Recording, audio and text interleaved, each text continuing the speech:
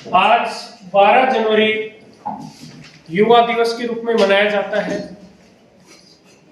कक्षा 12 के राजनीति विज्ञान का जो अपना टॉपिक है, दो ध्रुवीयता का अंत। हमने पढ़ा कि दूसरे विश्व युद्ध के पश्चात पूरा विश्व कितने गुटों में विभाजित हो गया था, दो भागों में हो गया था। एक तो पूंजीवादी और एक समाजवादी। पूंजीवादी का नेतृत्व कौन कर रहा था? अमेरिका। और समाजवादी का सोवियत संघ। पूरा विश्व दो टुकड़ों में हो गया था। हम इस अध्याय 2 में हम ये पढ़ना चाह रहे हैं कि जो सोवियत संघ का विघटन हुआ, तभी से दो ध्रुवों की समाप्ति हुई। तो इसमें हम पढ़ेंगे कि एक जर्मनी की बर्लिन की दीवार थी।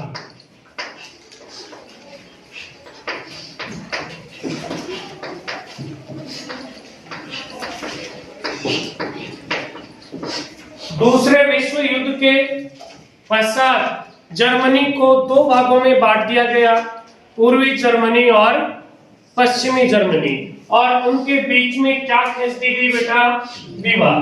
यानी जर्मनी को दो भाग कर दिए गए, एक तो पूर्वी जर्मनी और एक पश्चिमी जर्मनी। ये दो भाग कब हुए? बर्लिन की दीवार कब खड़ी हुई? ये दूसरे विश्व युद्ध के समय या पश्चात बोल सकते हैं।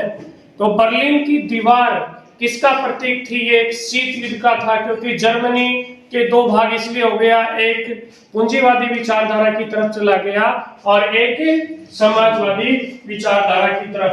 तो जर्मनी की बर्लिन की दीवार किसका प्रतीक थी?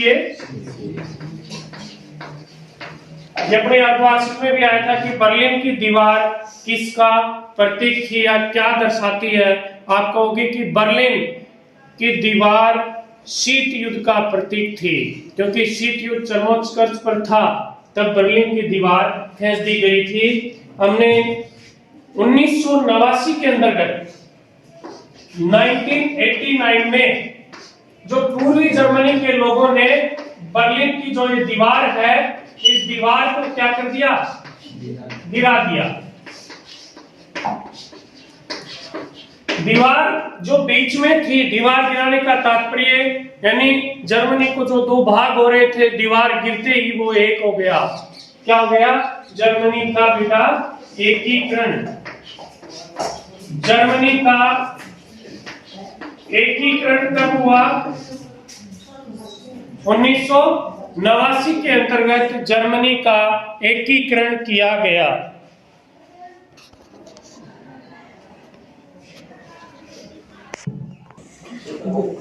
जो 1989 में जर्मनी की जो बर्लिन की दीवार थी, वो गिराने के पश्चात जर्मनी का एकीकरण हुआ और जो पूरी यूरोप के 8 गणराज्य थे, वो भी धीरे धीरे क्या होते गए?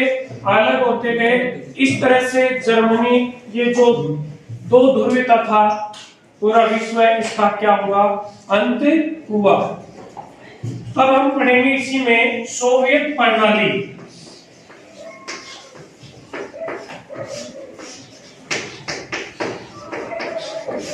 सोवियत प्रणाली यूएसएसआर के नाम से भी जानी जाती है, जो 1917 से शुरू हुई है। रूस में समाजवादी साम्यवादी क्रांति हुई थी, 1917 ईस्वी से ये शुरुआत हुई थी। सोवियत प्रणाली से आप क्या समझते हैं? यानी समाजवादी सोवियत गणराज्य था, इन्होंने सोवियत प्रणाली में क्या क्या विरोध किया? एक तो पूंजीवाद का विरोध किया। मुख्यतः ये कैसी प्रणाली थी? समाजवादी। और सोवियत प्रणाली का नेतृत्व कौन कर रहा था? रूस कह दे या सोवियत संघ इसका नेतृत्व कर रहा था। इसमें समाजवादों के आदर्श और समतामूलक समाज से प्रेरित था। इन्होंने सोवियत प्रणाली में निजी संपत्ति के स्थान पर क्या कहा गया कि सार्वजनिक संपत्ति को महत्व दिया जाए, यानी निजी संपत्ति नहीं माना। इन्होंने निजी स्वामित्व को स्वीकार नहीं किया। निजी स्वामित्व का तात्पर्य किसी की कोई भी निजी वस्तु नहीं है। खेती भी कैसे की जाती थी, सामूहिक खेती की जाती थी। ऐसा नहीं कि खेत किसका है, सबका। सार्वजनिक क्षेत्रों को विशेष योगदान, चाहे कंपनी हो चाहे फैक्ट्री हो, हर जगह किसका योगदान था, सार्वजनिक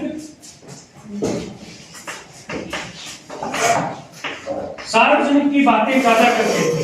यानी सोवियत प्रणाली 1917 से शुरू होकर 1990 तक चली है, लगभग 70 साल तक चली है। पूंजीवाद का विरोध किया इन्होंने हमेशा, समाजवाद का क्या लिया, पक्ष लिया। सार्वजनिक की बातें इन्होंने ज्यादा की कि कोई भी स्वामित्व है वो कैसा होना चाहिए, सार्वजनिक होना चाहिए, निजी संपत्ति नहीं होगी, सार्वजनिक। सारी बातें इन्होंने सार्वजनिक की बातें कहा। इन्होंने जो पूर्वी एशिया में जो देश थे, कौन से देश, पूर्वी एशिया के देश जो फांसीवादी ताकतों से चंगुल में फंसे हुए थे, उन्होंने सोवियत, इन समाजवादी संघ ने, सोवियत संघ ने उनको फांसीवादी नेताओं के चंगुल से मुक्त करा के और वो अपनी समाजवादी विचारधारा मानने लगे।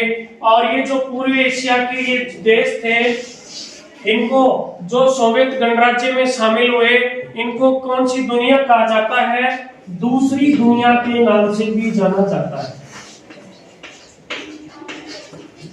दूसरी दुनिया के देश या दूसरी दुनिया वे देश हैं जो समाजवादी प्रणाली को मानते थे, जो फांसीवादी ताकतों के चंगुल में फंसे हुए थे।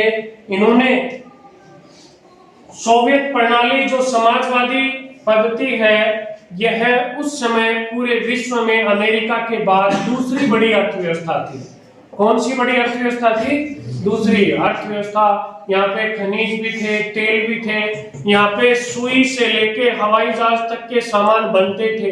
हालांकि ये निश्चित है कि पश्चिमी देशों के तकनीकी दृष्टि से ये इतने उन्नत नहीं थे, लेकिन इतने आत्मनिर्भर थे कि इनका काम चल जाता था। ऐसा नहीं है कि कोई वस्तुएं इनको बाहर से मंगानी पड़ती हो। लेकिन जैसे जैसे 1979 के अंतर्गत 1979 में सोवियत संघ ने अफगानिस्तान में हस्तक्षेप किया। यहां तक तो ठीक है, लेकिन जब से सोवियत संघ ने, सोवियत गणराज्य ने अफगानिस्तान के अंदर हस्तक्षेप किया, तब जाके इनकी अर्थव्यवस्था भी चरमराने लग गई। खाद्यान्नों की भी कमी पड़ गई।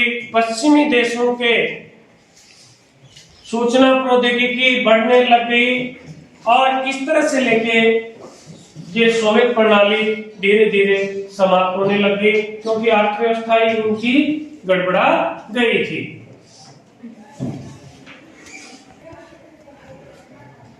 उन्नीस 1980 के दशक में अब आप पढ़ेंगे गोर्बाचेव और सोवियत संघ का विघटन। 1980 के दशक में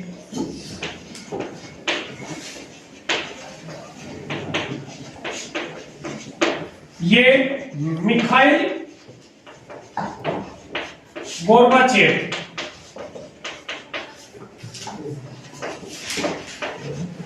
क्या बना था, कम्युनिस्ट पार्टी का महासचिव। कम्युनिस्ट पार्टी का महासचिव बना।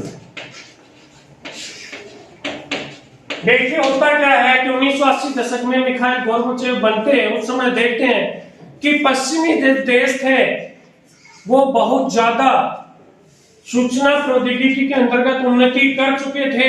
उनकी अर्थव्यवस्था बहुत ज्यादा बढ़ गई थी, तीव्र गति से बढ़ रही थी, जबकि इस सोवियत संघ की उन्नति में पिछड़ रहे थे। खाद्यान्न संकट हो रहा था, भूख से मर रहे थे, आयात मरने की न कहे तो खाद्यान्न कमी से हम आयात कर रहे थे, तकनीकी भी ज्यादा विकास नहीं हो रही थी।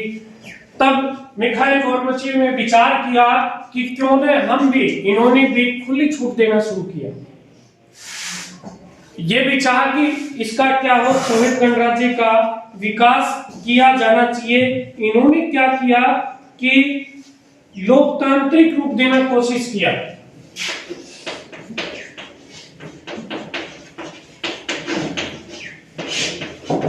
अभी तक एक ही पार्टी थी, कम्युनिस्ट पार्टी, फिर इसने कहा कि भाई लोकतांत्रिक रूप देंगे, चुन के आएंगे। पहले कोई विरोध का बोलता ही नहीं था, इसने थोड़ा थोड़ा छूट देना शुरू किया और इसने देखा कि ये जैसे ही इन्होंने छूट दी, लोकतांत्रिक रूप से दी, लोगों की आकांक्षाएं, आर्थिक और राजनीतिक दोनों आकांक्षाएं पूरी करने की इन्होंने कोशिश की, लोगों को छूट देने की कोशिश की। जैसे ही एक धारणा आई कि संप्रभु राष्ट्र,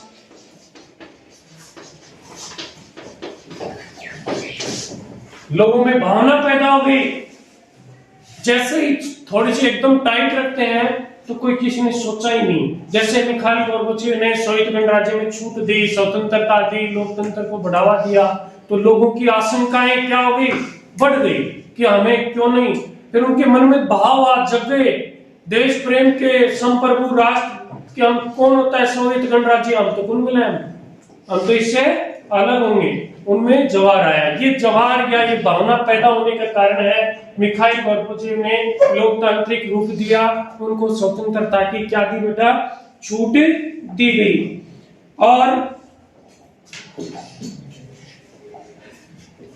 1991 में येल्त्सिन नामक का एक व्यक्ति बना। 1991 में येल्त्सिन जैसे लोगों ने, बाद में इन्होंने सबने अलग ही कर दिया कि हम तो सोवियत संघ गणराज्य के अंतर्गत नहीं रहेंगे। लोगों ने यह भी कहा कि मिखाइल गोर्बाचेव धीरे धीरे सुधार कर रहा है, एकदम से सब कुछ बदल देना चाहिए, लेकिन बदला नहीं जा रहा था। इन्होंने एक राष्ट्रकुल भी बनाया गया। क्या बनाया गया, राष्ट्रकुल बनाया गया। राष्ट्रकुल देश बनाए गए। इसके अंदर यह भी कहा गया कि सारे देश 1991 में जाके अलग अलग हो गए। जैसे ही मिखाइल गोर्बाचेव ने सबको छूट दी और छूट देते क्या हो गए, सारे उनके अंदर आकांक्षाएं बहुत ज्यादा बढ़ गई कि हम सोवियत गणराज्य से नहीं मिलेंगे। क्यों नहीं मिलेंगे, क्योंकि हमारा तो खुद का देश है, हम संप्रभु राष्ट्र हैं, हम तो अलग देश बनाएंगे। और 1991 में उन्होंने रूस, ऐसे 3 गणराज्यों ने क्या कर दिया था, अपने आप को अलग संप्रभु राष्ट्र घोषित कर दिया गया था। ये होने के पश्चात, विघटन होने के बाद राष्ट्रकुल बना और उसका इनमें से रूस देश को, क्योंकि संयुक्त राष्ट्र संघ के अंतर्गत सोवियत संघ को वीटो पावर दिया गया था और रूस को परमाणु शक्ति संपन्न राष्ट्र माना गया था। एकमात्र इसमें सोवियत संघ में एक ही राष्ट्र था, रूस। और जो सारी शर्तें संयुक्त राष्ट्र संघ की थी वो किसको माननी पड़ी, रूस को। और रूस विघटन, जैसे जैसे विघटन होता गया, रूस को विशेषाधिकार या वीटो पावर भी दिया गया। सोवियत संघ में का विघटन क्यों हुआ, अब इसके ऊपर चर्चा करेंगे। संघ का विघटन क्यों हुआ? सबसे पहली बात, सोवियत संघ में 15 गणराज्य थे लगभग। सोवियत संघ, अभी हमने जस्ट पढ़ा है कि मिखाइल गोर्बाचेव एक महासचिव बना था। इसमें जैसे ही लोगों को छूट दी, जनता की आकांक्षाएं बढ़ गई और सोवियत संघ जनता की आकांक्षाओं को पूरा नहीं कर सका। सोवियत संघ के बारे में ये कहा गया था, सोवियत संघ ने, जो भी इसकी समाजवादी विचारधारा बन रही थी, कि हम पूंजीवादी विचारधारा से, हमारी अच्छी विचारधारा है और हम ज्यादा विकास करेंगे, आप हमारी समाजवादी विचारधारा को अपनाइए, आप शांति से रहेंगे, हम आपका विकास करेंगे। लेकिन लोगों ने देखा पश्चिमी देशों की ओर नजर घुमा के, तो वहां क्या हो रहा था, वहां बहुत लोगों की आर्थिक उन्नति हो रही थी। और यहाँ क्या हो रहा था, यहाँ सारा गड़बड़ काम हो रहा था, अर्थव्यवस्था भी गड़बड़ा गई थी, लोगों के पास रोजगार की भी धीरे धीरे कमी होने लग गई थी। सारा जो पैसा खर्चा था वो किस पे लगा रहे थे, सैनिक साजो सामान पे, मूलभूत व्यवस्थाओं के ऊपर किसी तरह का कोई पैसा नहीं लगाया जा रहा था। और इनमें मुख्यतः तीन बात महत्वपूर्ण है इसमें। एक तो सोवियत संघ की राजनीतिक आर्थिक संस्थाएं,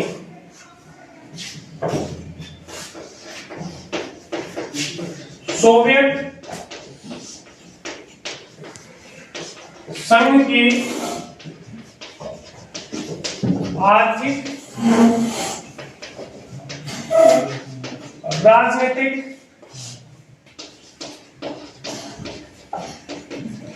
संस्थाओं की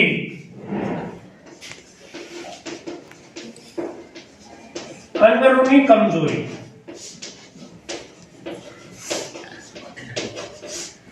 पहली मुख्य बात थी कि इसकी जो भी आर्थिक और राजनीतिक संस्थाएं थी, इनकी कमजोरियां थी कि जो संसाधन, अभी बात की कि संसाधनों में भी पिछड़ गए थे, पश्चिमी देशों से खाद्यान्न का भी संकट था। दूसरी बात थी कि लोगों की आकांक्षाएं, अपेक्षा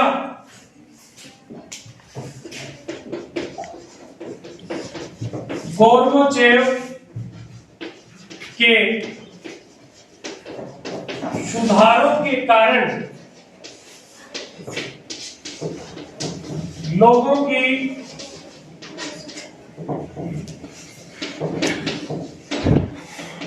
आकांक्षाओं का जबर हमला लिखूं मैं। यानी जैसे ही मिखाइल गोर्बाचेव ने छूट दी, लोगों की आकांक्षाएं और बढ़ गई। इस वजह से भी सोवियत संघ का विघटन हुआ। अंतिम बात है कि राष्ट्रवादी भावनाएं और संप्रभुता की इच्छा,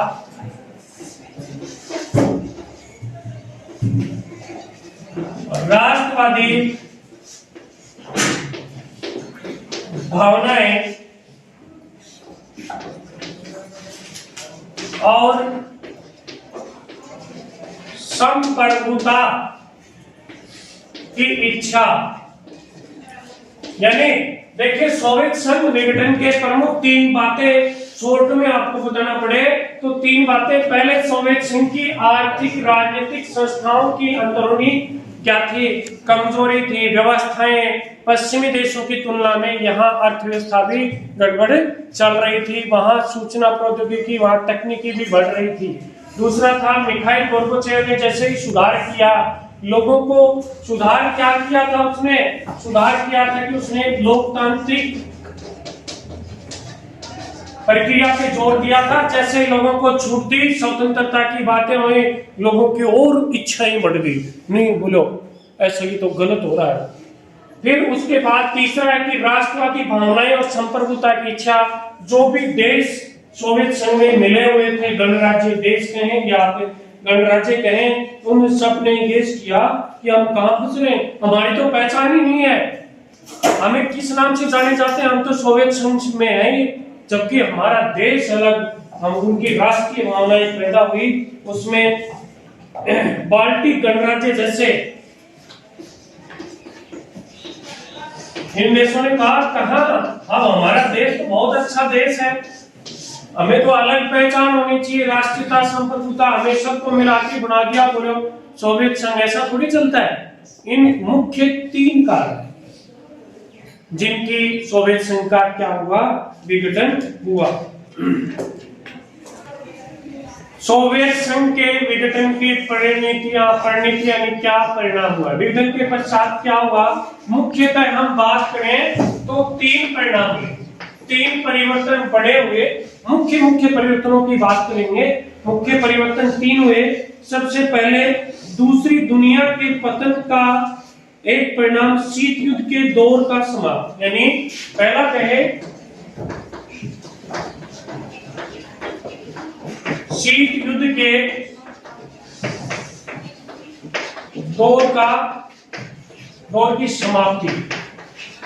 पहले शीत युद्ध का दौर ही समाप्त हो गया। जो गुटबाजी थी, जो विचारात्मक मुद्दा था, क्या था, गुट किसके आधार पे थे, विचारात्मक मुद्दे के आधार पे। और ये विचारात्मक मुद्दे कौन कौन से थे, एक तो मुद्दा था पूंजीवादी और दूसरा मुद्दा था समाजवादी। अब ये बात ही खत्म हो गई कि समाजवादी अच्छी है पूंजीवादी, क्योंकि सोवियत संघ का विघटन होने के पश्चात एकमात्र राजा बन गया अमेरिका, एक ध्रुव बन गया। यानी विचारात्मक मुद्दा जो पूंजीवादी और समाजवादी जो मुद्दा था, विचार था, वो विचार ही खत्म हो गया कि कौन सा बढ़िया है। जब रहे नहीं दोनों, बात ही एक पूंजीवादी पे आ गई। इसलिए ये सबसे बड़ा परिवर्तन हुआ शीत युद्ध की जो समाप्ति का दौर रहा। जो भी मुद्दे थे विचारात्मक, वो मुद्दे समाप्त हो गए। अब विश्व राजनीति में शक्ति संबंध बदल गए। विश्व राजनीति में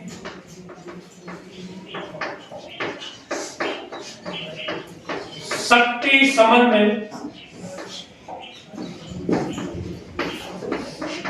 बदल गया, क्योंकि शक्ति संबंध पहले राष्ट्र थे, कोई सोवियत गणराज्य में मिल रहा था, कोई अमेरिका वाले में मिल रहा था।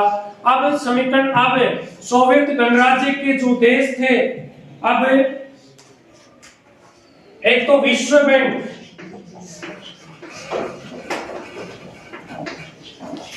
और एक दूसरी संस्था थी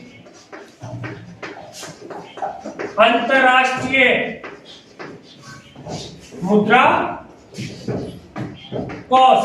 ये सलाहकार बन गए, बड़े बड़े ज्ञान बांटने वाले। क्यों?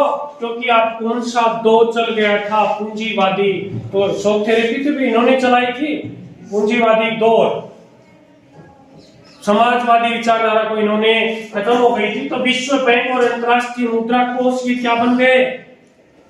सलाहकार बन गए, बड़े ताकतवर सलाहकार ये बन गए। अब लोगों ने संबंध किनसे बनाना चाहा? इनसे, क्योंकि ये कर्जा भी दी है, सहायता भी दी है, अन्य कामें इनकी संस्थाओं के माध्यम से होने लग गया। अब लोग सोवियत गणराज्य, रूस, अमेरिका की बजाय किधर जाने लग गए? विश्व बैंक और अंतरराष्ट्रीय मुद्रा कोष की तरफ। तीसरा परिवर्तन हुआ नए देशों का उदय। नए देशों का उदय हुआ। ये नए देश कहां से पैदा हुए? क्या नहीं, सोवियत संघ में घुले मिले थे, लोग पहचान ही नहीं कर पा रहे थे कौन सा देश है। जैसे ही सोवियत संघ का विघटन हुआ, उनके देश अपने आप में स्वतंत्र हुए और वो देश क्या हुए? संप्रभु राष्ट्र बने। जैसे बाल्टिक जैसे देश, जिनको जाना जाने लगा, लोग इन देशों को जानते ही नहीं थे। ठीक है, ऐसे नए देशों। सोवियत संघ विघटन के कितने मुख्य परिणाम? 3। पहला तो विचारात्मक मुद्दा ही खत्म हो गया, समाजवादी या पूंजीवादी का। दूसरा, लोगों ने शक्ति संबंध का तरीका बदल लिया। ऐसा नहीं है जो सोवियत संघ में जुड़े हुए थे उन्होंने अमेरिका से भी अच्छे संबंध बनाए थे, अन्य देशों, क्योंकि प्रतिबंध तो रहा ही नहीं कि हम अमेरिका से नहीं बना सकते। और नए देशों का क्या हुआ? उदय हुआ। समाजवादी विचारधारा के पश्चात एक थेरेपी, एक मॉडल आया। उस मॉडल का नाम है shock therapy. Shock therapy model पूंजीवाद का समर्थक है।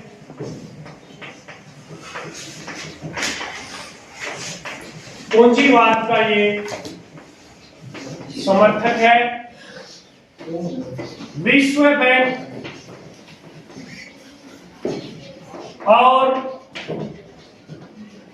अंतरराष्ट्रीय मुद्रा कोष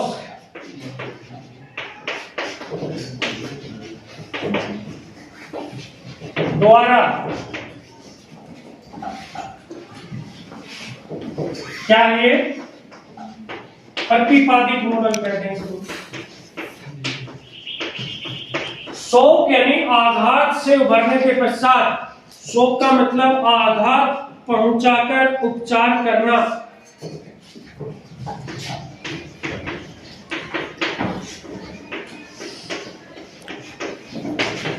आघात पहुंचाकर उपचार करना, शॉक थेरेपी ये है। यानी आपको समाजवादी विचारधारा ने बहुत चोट पैदा कर दी और उसके बाद ये क्या करना है कि उपचार करना। इन्होंने क्या किया, शॉक थेरेपी क्या है, इन्होंने देखो समाजवादी विचारधारा के अंतर्गत सार्वजनिक संपत्ति की बात होती थी, लेकिन शॉक थेरेपी में किसकी बात हुई, निजी संपत्ति की बात की गई, सार्वजनिक की बातें कम की गई, पूंजीवाद का इन्होंने समर्थन किया, सार्वजनिक कहीं भी सार्वजनिक की जगह इन्होंने किस बात की समर्थन किया, निजी बातों का हमेशा समर्थन किया। ये आपकी शॉक थेरेपी। शॉक थेरेपी की क्या परिणाम हुए, किसके, शॉक थेरेपी के परिणाम, शॉक थेरेपी के परिणाम अच्छे नहीं रहे। लोगों को बड़े बड़े सपने दिखाए कि आप बहुत पैसे वाले हो जाएंगे, आपके कोठी बंगला रेसी गाड़ियां सब रहेंगी, लेकिन हुआ कुछ नहीं। अर्थव्यवस्था इससे भी तहस नहस हो गई, इससे भी क्या हो गई, तहस नहस हो गई। मुद्रा, रूस की जो मुद्रा थी रूबल, रूबल क्या है, रूस की मुद्रा, उसका भी मूल्य गिर गया, नीचे हो गया। मुद्रास्फीति दर क्या हो गई, बढ़ गई। हुआ ये कि एक महत्वपूर्ण बात यह है कि जो भी सार्वजनिक कंपनियां थी उनको बहुत कम मूल्य आंका गया, क्योंकि इन्होंने निजी स्वामित्व की बात की। इन्होंने कहा कि जो सरकारी कंपनियां बेच दो, पैसा ले लो उससे, और कम कीमत नाप के और बहुत होने पौने दामों में बेच दी। इसे विश्व की सबसे बड़ी मोटर गैराज सेल कहा था। क्या कहा था, विश्व की सबसे बड़ी, इतिहास की सबसे बड़ी गैराज सेल। इतिहास की सबसे बड़ी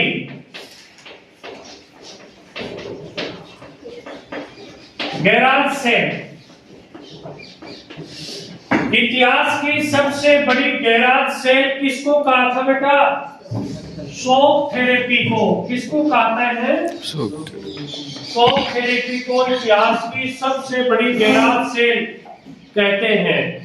क्यों कहते हैं, क्योंकि सार्वजनिक कंपनियों की कीमतें कम आकर पौने पौने दामों में निजी लोगों को बेच दी। जैसे 1 लाख रुपए की कोई कंपनी है, एग्जाम्पल 1 लाख में आजकल कुछ नहीं आता, 1 लाख को कह दिया महंगा, कंपनी तो 30,000 की है, बेच दी कोई।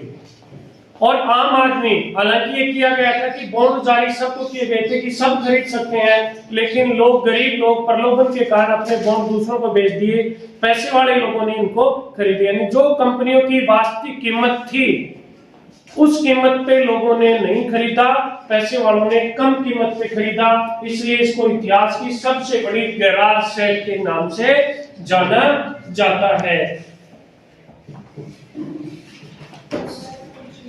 पूर्व साम्यवादी, इसके बाद एक छोटा सा टॉपिक और है अपना, संघर्ष और तनाव।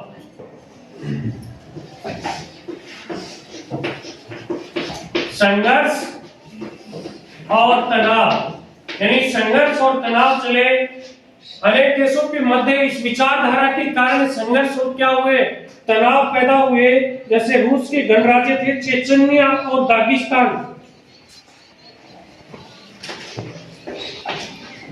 चेचन्या ये रूसी गणराज्य थे और दागिस्तान, इनमें गृह युद्ध हुए। अनेक देशों के मध्य इस विचारधारा के कारण गृह युद्ध हुए। पूर्वी साम्यवादी देश और भारत लास्ट है अपना, इसके ऊपर चर्चा करेंगे। पूर्व साम्यवादी देश और भारत, सोवियत गणराज्यों में के अंतर्गत भारत विशेषकर किस देश से विशेष अच्छे संबंध रखता है, रूस से। हमारी हिंदी फिल्में, अमिताभ बच्चन की फिल्में वहां सुनी जाती हैं। रूस से हमारे भारत के जो सैनिक साजो सामान, युद्ध, जो भी सामग्री, सैनिकों के लिए आवश्यक हथियार हम किस देश से प्राप्त करते हैं, रूस से। रूस से हमने 2001 में 80 द्विपक्षीय समझौते पर हस्ताक्षर किए थे। 2001 में कितने समझौते किए थे? 80 समझौते किए थे एक दूसरे से। रूस हमेशा हितैषी है, जबकि हमने समाजवादी विचारधारा नहीं अपनाई, फिर भी क्योंकि हम रूस और भारत पूरे विश्व को बहुध्रुवीय देश बनाना चाहते हैं। ये महत्वपूर्ण बात है, इसको देखना। कौन सा देश बहुध्रुवीय? पूरे विश्व को कैसा बनाना चाहते हैं? बहुध्रुवीय। रूस और भारत ये चाहता है कि पूरे देश एक देश के पीछे न रहे, एक देश के गुलाम न रहे, एक देश पूरा ताकतवर न रह जाए कि अमेरिका बहुत पैसे वाला, ऐसा नहीं। सब अपने आप में मस्त रहे, किसी के दबाव में न रहे, संप्रभु राष्ट्र रहे। ऐसी भारत की क्या है? विचारधारा है।